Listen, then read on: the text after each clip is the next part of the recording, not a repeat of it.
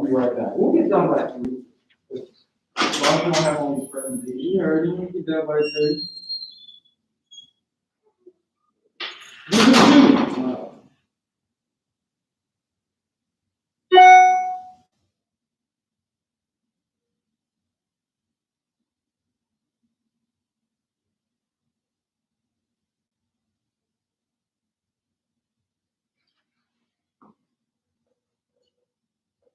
I'm fucking around like put my shit. The video, I don't know if it's in front of everybody. I don't care. It's like, it's either way. It don't make no difference to me for real, for real.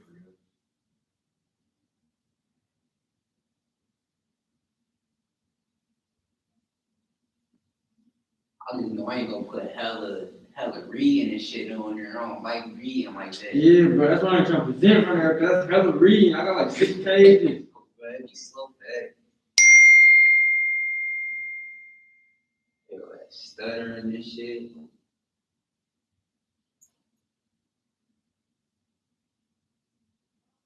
Life, if it's only us two, you might as well send us back.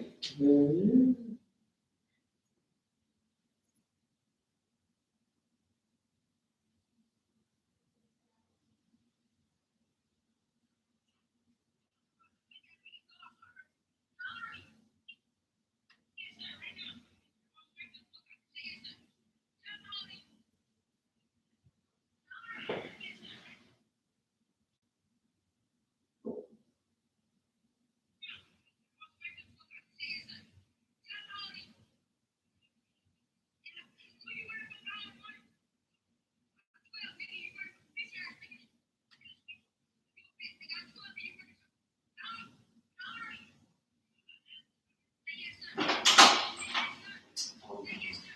What do you guys want to do with your degrees when you're all done? You said what? What do you want to do with your degrees when you're all finished with school? I'm done, Chairman. Okay. Do you have to get like a graduate degree for that, or is it a? Thank goodness, right? Ugly for whatever career that comes to my field. That's what I think. It doesn't make a difference. Criminal justice. No, I got agriculture and business.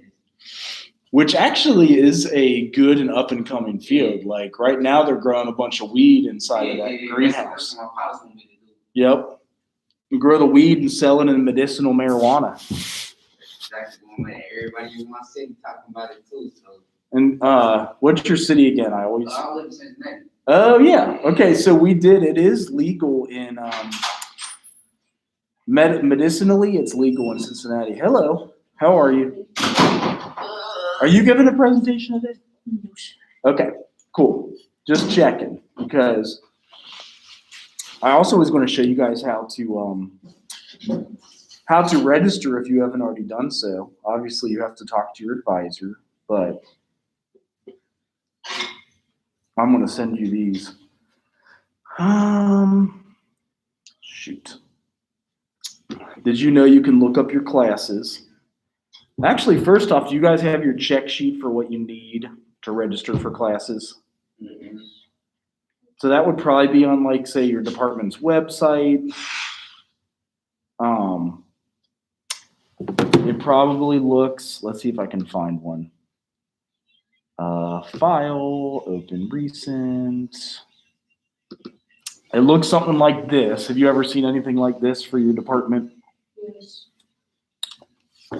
So this will be like your Bible, and this will how you guys finish on time. Like if you follow this to the T, you will be okay with life. You will finish on time. Next, you pick your little classes. So say you want to do like, anybody taking summer classes? I bet they're expensive. And then whatever your major is, I always do social work. So I'm going to pick, I've been meaning to send these to people. And then all you do is like paste this number into the Handle My Business link. See if that works. So, this is what I'm going to do too. I'm going to reply back to this. So this email Tells you everything you need to apply to classes. Anybody have emails like this? I don't know how to navigate this system. I'm used to a Macintosh. Is yours a Macintosh? So it's confusing when you do it any other way. But here you go. So if you guys were registering, here's a little ADT self-service. This is how, are you able to get into your emails? No, I still have. Check that email. Yeah. I think that email should be on Schoology or they should have it as an app Yeah, too. they should have already had it linked up, to be honest. So one problem is we're getting rid of Schoology this summer. Why? Yes, I know, because they said it's like a K through 12 application, and they'd rather us be in like the 21st century with They college probably apps. gonna find something that's less organized. I hope not. Like, I hope Schoology not. was one of the easiest things. I know Schoology at least works, and I'm used to it, so I'm with you on that. Right, and it's easy. Like if it's not broken, why are you trying to fix it? Leave it Right. alone. Yeah. Here are some of the other things you guys do for registering. Yeah, you got to figure out your new login. Do you guys even know who your advisor is, like in your college? They don't need, when it's time to register for classes, that's when they call you. Oh, they just like randomly. Okay. What year are you again? Are you a sophomore? We, Yep. no, I'm a freshman. Okay. Because I wonder if now that you do self-service, if like, do they just tell you what classes to register for? They like, They go one by one, cause they try to get your credits up. They want you to graduate on time or earlier, so, right. they do it by the credit system, basically. Okay.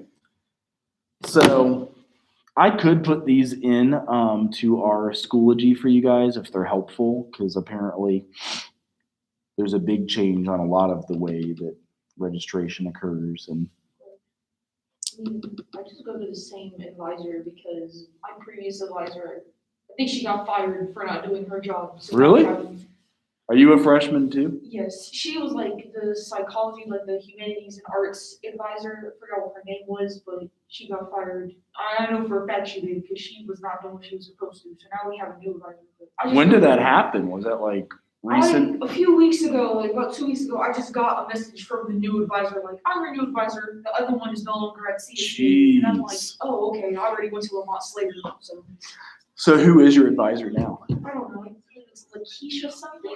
Okay. Cool. It is. Yeah, it's hard to figure out, but now basically, yeah, to register, you start out here, you go to centralstate.edu. They don't have MyCSU anymore, so instead you go to the student portal and it's self-service. So you're actually typing the numbers in.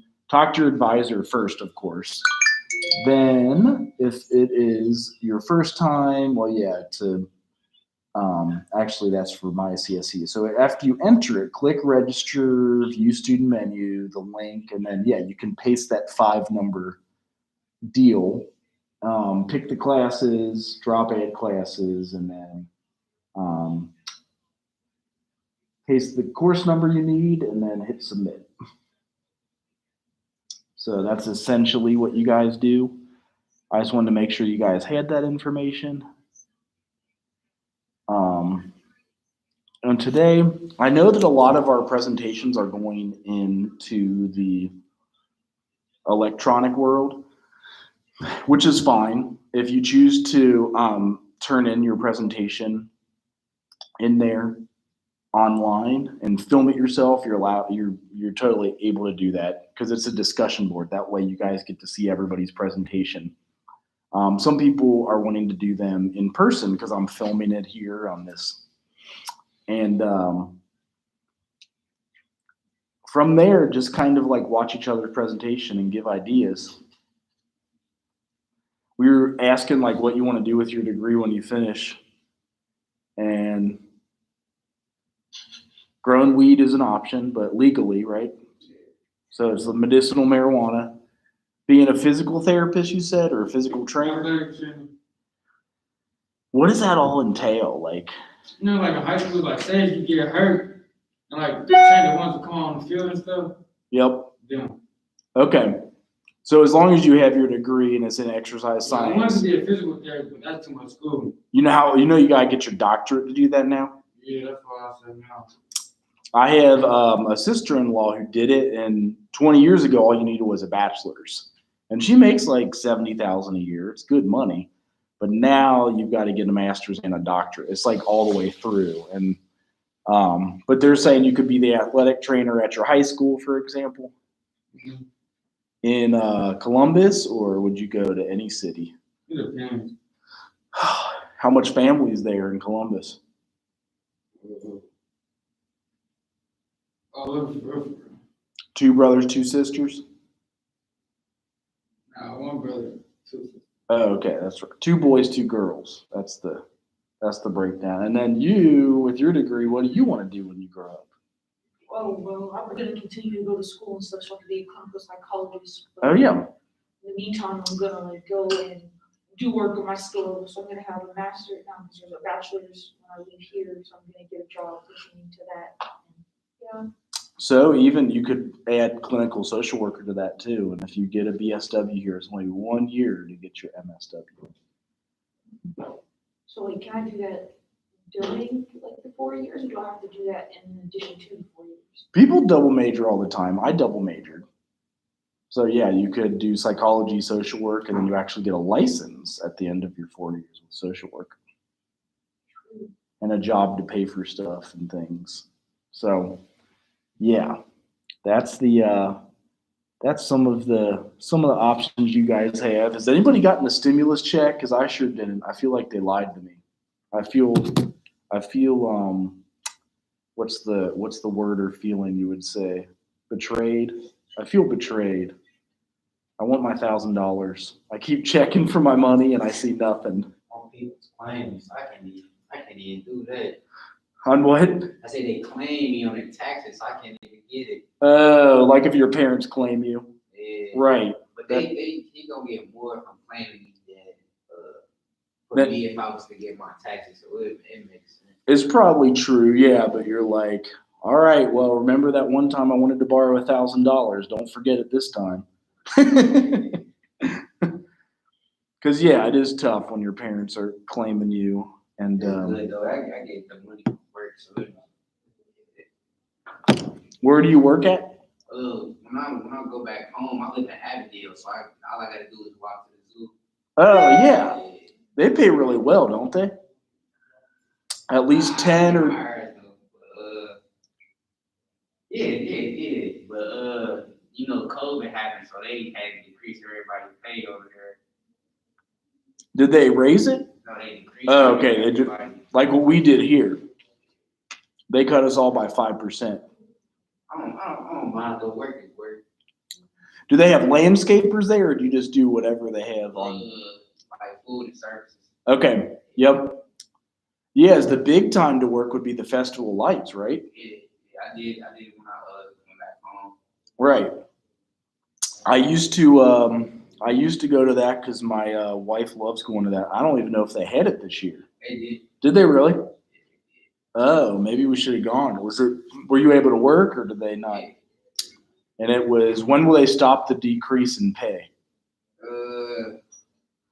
They won't say nothing until you say anything. Right, yeah, you gotta ask, like, hey, by the way, I could go do landscaping for $15 an hour. Can you give me? Landscaping is hard work because I do leaf collection with my brother and snow push, and he'll do $20, $21 an hour. I really want to find a job at Amazon. Yep. They said they pay 15 and you get all the hours you want. And you get like health insurance sometimes. Okay. Which brings us into, I don't think we have anybody presenting today, so I kind of want to just crush through some of the eligible programs. Have you been working since you were 16? So you've been Like 14. So I you used to work at King's Island. really? So did they have you paid a Social Security income, the SSI? I don't remember. I probably so. Which they probably did, and the cool part means that after 10 years, you're eligible for this benefit, the Social Security income. Also, if you guys get disabled, we talk about you can collect disability if you paid into the program. Hello, welcome. How are you? And if you qualify for disability, that also could go for any kids that you have. So they consider disability as an inability to engage in substantial gainful activity by reason of a physical or mental impairment. So the trick is you got to pay into the system. Have you had jobs at like Columbus? That's the hard part is so paying in. I don't know if you guys work here at Federal Work Study, if you would pay him, but as long as you pay in Social Security income, you can collect it after you've paid 10 years at early collection is 62, normal collection is 65, and then 70, they'll pay you more if you wait until you're 70. I probably won't live until I'm 70, but you know, who knows?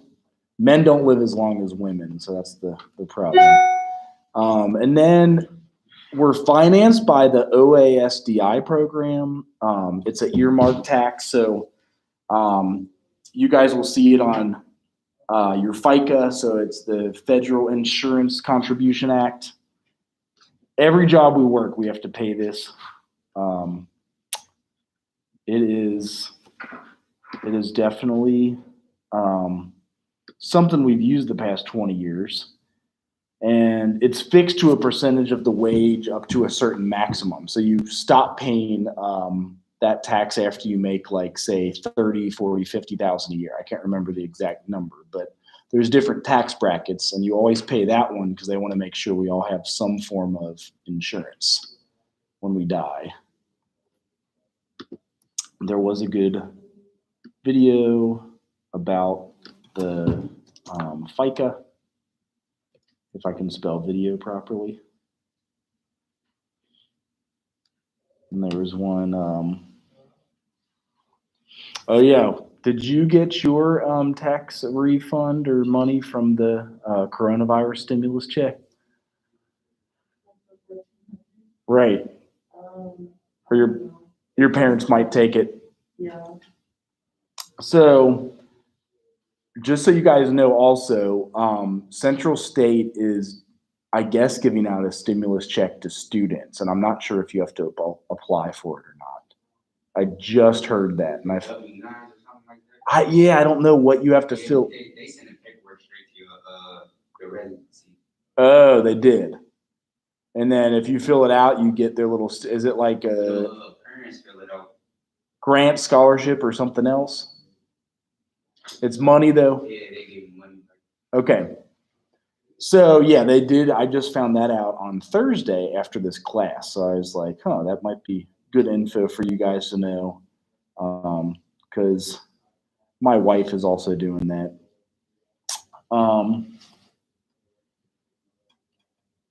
So Social Security though, in the long run, is, you know, it's not a horrible deal if you actually use it. The one 85 plus. Oh, let's not do that today. Not today, Satan. So any questions about Social Security? How do you guys get out of paying it? That's always a fun question to try to answer. Because it sucks paying taxes sometimes.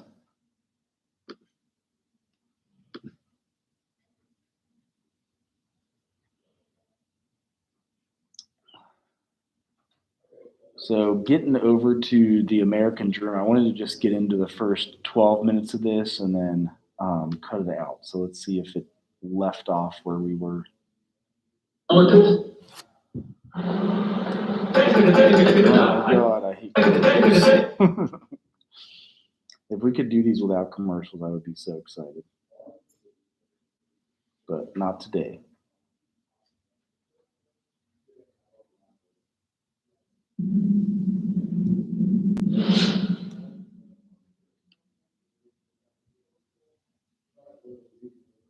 I think this dude just died, actually, right after this was filmed. During the Great Depression, which I'm old enough to remember, there was, and most of my family were unemployed, working class. was. There wasn't, it was bad, much worse subjectively than today, but there was an expectation that things were going to get better. There was a real sense of hopefulness. There isn't today.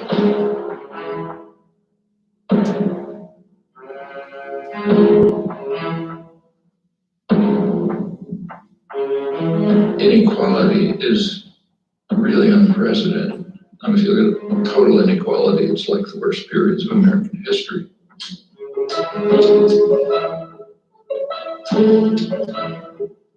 But if you refine it more closely, the inequality comes from the extreme wealth in a tiny sector of the population, a fraction of 1%. There were periods like the Gilded Age in the 20s, and the Roaring 90s, and so on, but the situation developed rather similar to this. Now, this period is extreme, because if you look at the wealth distribution, the inequality mostly comes from super wealth. Literally, the top 0.1% are just super wealthy.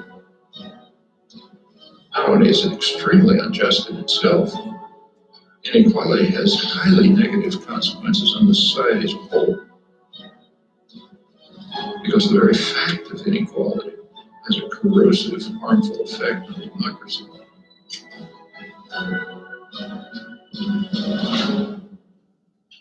You opened by talking about the American dream. Part of the American dream is class mobility. You're born poor, you work hard, you get rich. It was possible for a worker to get a decent job, buy a home, get a car, have his children go to school. It's all collapsed.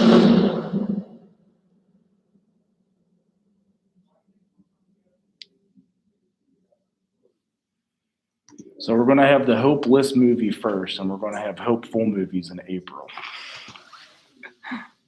This one makes you a little bit depressed. Imagine yourself in an outside position, looking for Mars. What do you see?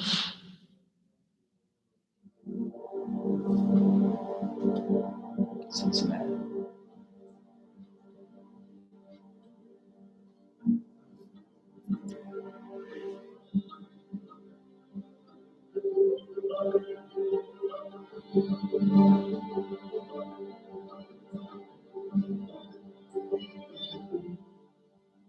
In the United States, there are professed values like democracy.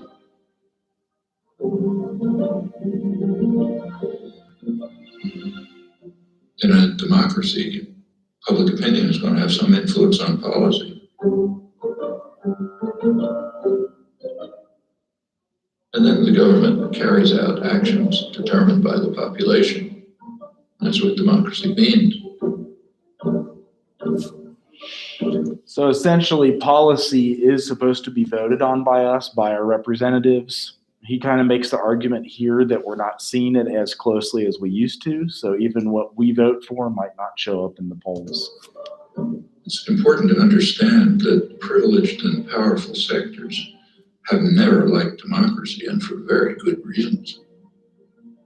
Democracy puts power into the hands of the general population and takes it away from them. And it's kind of a principle of concentration of wealth and power.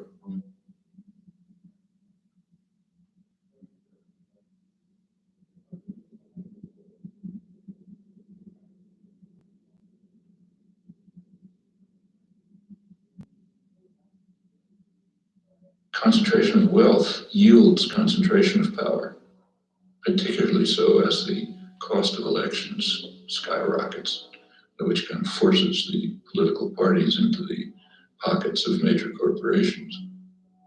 And this political power quickly translates into legislation that increases the concentration of wealth. So fiscal policy like tax policy, deregulation, rules of corporate governance, a whole variety of measures, political measures designed to increase the concentration of wealth and power, which in turn yields more political power to the same thing. And that's what we've been seeing. So we have this kind of vicious cycle in progress.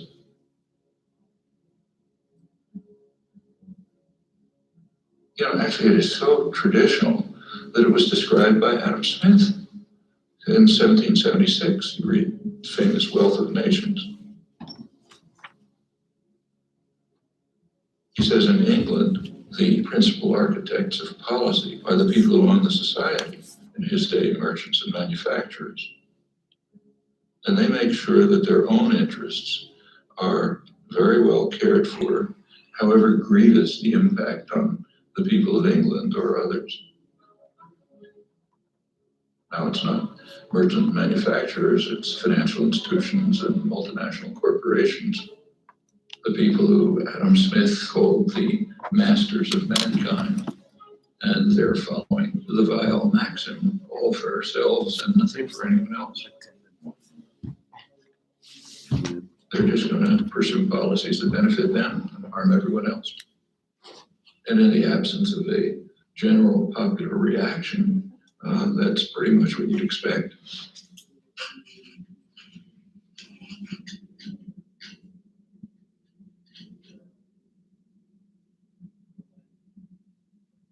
Right through American history, there's been an ongoing clash between pressure for more freedom and democracy coming from below and efforts at elite control and domination coming from above. Goes back to the founding of the country. James Madison, the main framer, who was as much of a believer in democracy as anybody in the world in that day, and nevertheless felt that the United States system should be designed, and indeed, with his initiative, was designed so that power should be in the hands of the wealthy, because the wealthy are the more responsible set of men. And therefore, the structure of the formal constitutional system placed most power in the hands of the Senate. Remember, the Senate was not elected in those days. It was selected from the wealthy. Men, as Madison put it, had sympathy for property owners and their rights. If you read the debates at the Constitutional Convention, Madison said the major concern of the society has to be to protect the minority of the opulent against the majority. And he had arguments. Suppose everyone had to vote freely. He said, well, the majority of the poor would get together and they would organize to take away the property of the rich. And he said that would obviously be unjust, so you can't have that. So therefore, the constitutional system has to be set up to prevent democracy.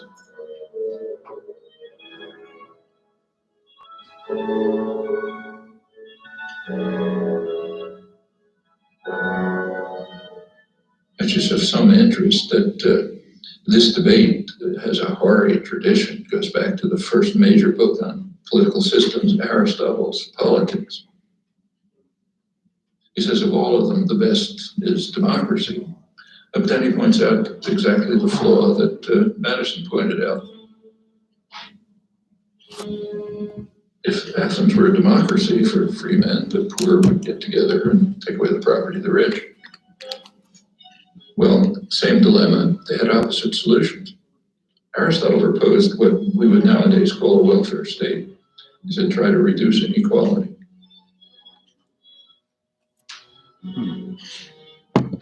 So same problem, opposite solutions.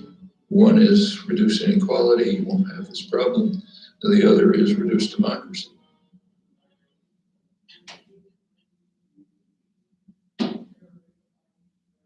If you look at the history of the United States, it's... So what he's saying is, even 2,000 years ago, Aristotle had the same problem here, as they didn't want the property to be taken away from richer folks who own property. So he said, reduce inequality. However, in America, which was just 300 years ago, we said actually reduce democracy, as we don't want people to vote us out of power. And that's kind of what's coming up right now, a short brief of that. Some struggle between these two tendencies. democratizing tendency that's mostly coming from the population, pressure from below, and you get this constant battle going on, periods of regression, periods of progress. The 1960s, for example, were a period of significant democratization.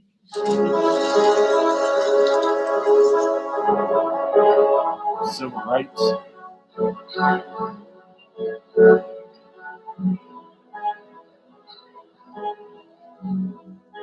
Sectors of the population that were usually passive and apathetic became organized, active, started pressing their demands. And they became more and more involved in decision-making, activism, and so on. It just changed consciousness in a lot of ways.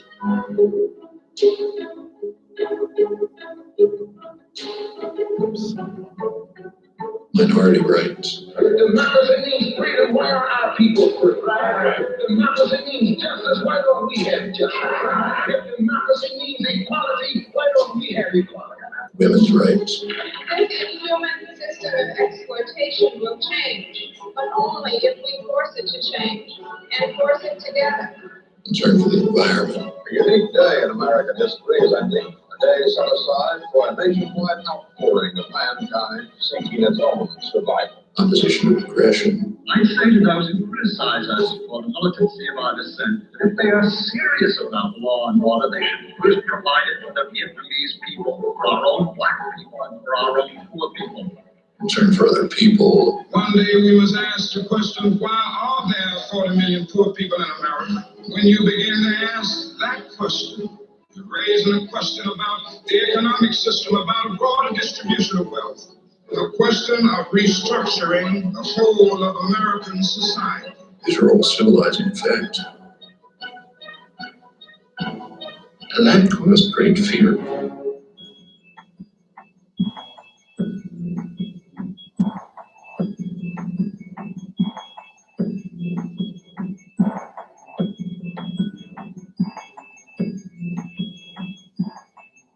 I hadn't anticipated the power of, I should have, but I didn't anticipate the power of the reaction to the civilizing effects of the 60s.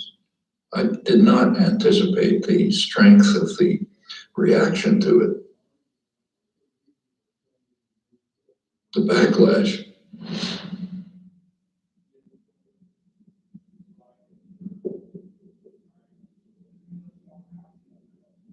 There has been an enormous, concentrated, coordinated business offensive beginning in the 70s to try to beat back the egalitarian efforts that went right through the next years.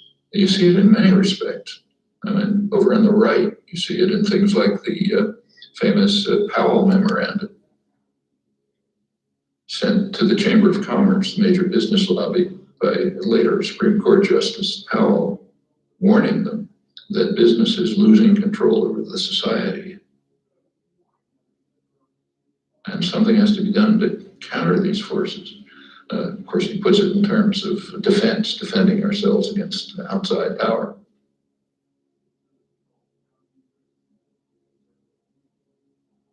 But if you look at it, it's a call for business to use its control over resources to carry out a major offensive to beat back this democratizing wave.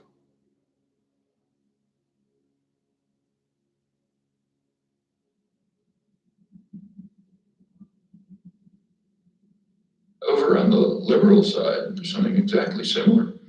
The first major report of the Trilateral Commission is concerned with this. It's called The Crisis of Democracy. Trilateral Commission is liberal internationalists. Their flavor is indicated by the fact that they pretty much staffed the Carter administration. They were also appalled by the democratizing tendencies of the 60s and thought we have to react to it. They were concerned that there was an excess of democracy developing. Previously passive and obedient parts of the population, what are sometimes called the special interest, who were beginning to organize and try to enter the political arena. And they said that imposes too much pressure on the state. It can't deal with all these pressures. So therefore they have to return to passivity and become depoliticized. But they were particularly concerned with what was happening to young people. The young people are getting too free and independent.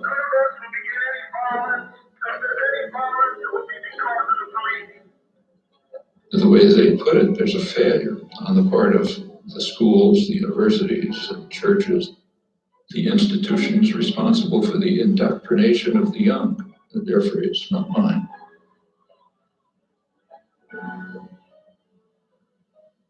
If you look at their study, there's one interest they never mention, private business. And that makes sense. They're not special interest. They're the national interest, kind of by definition. So they're okay. They're allowed to, have lobbyists buy campaigns, staff the executive, make decisions. That's fine. But it's the rest, the special interests, the general population, who have to be subdued.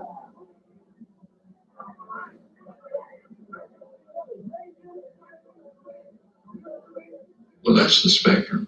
It's the kind of ideological level of the backlash. But the major backlash, which was in parallel to this, was just redesigning the economy.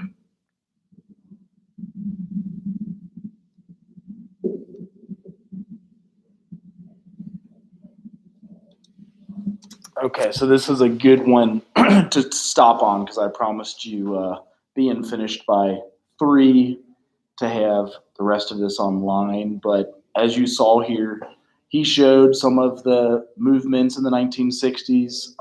You're familiar with some, maybe not as familiar with others, but the Civil Rights Movement, huge with Dr. Martin Luther King, Malcolm X, several others who helped with some policy. And then as you see here, all of the other things that go into making public policy, making American policy, making the laws that we abide by, and the complexity of it, because there are special interest groups, there are big businesses that fund things, there are different people owned by this, that, or the other. And the Carter administration kind of addressed some of that. Carter was very similar to Obama. He was 1977, he put solar panels on the White House. He was the first one to do stuff on green energy and things of that nature. Jimmy Carter was 77, 78, 79, and 80. Then we got the Reagan administration, where we had heavy inflation in the year 1980 and 81. Interest rates to buy a house, it was as high as 12 to 15%. So you would buy your first home and you would have to pay 15% every year interest on the house, which was insane because that means basically every 7 years you're doubling your payment on what that house would be worth. Right now, I'm refinancing my house at 3% interest. So that's a major disparity. It's 5 times more expensive in 1980 to buy a house at 15% interest. So you're seeing kind of the complexities that come in.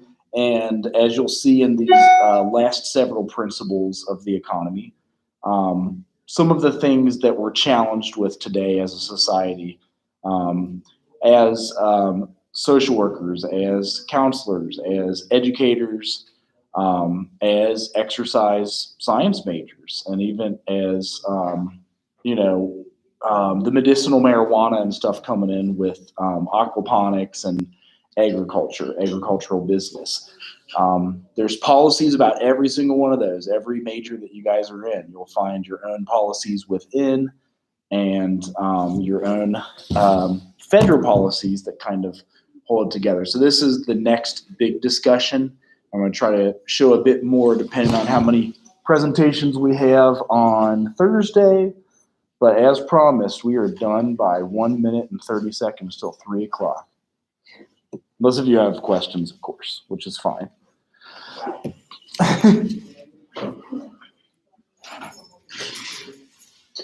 Look at that.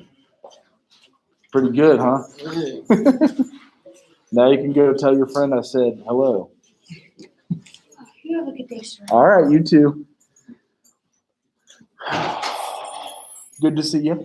See you, man. Have a good one. I like that shirt. I listened to them in 1992.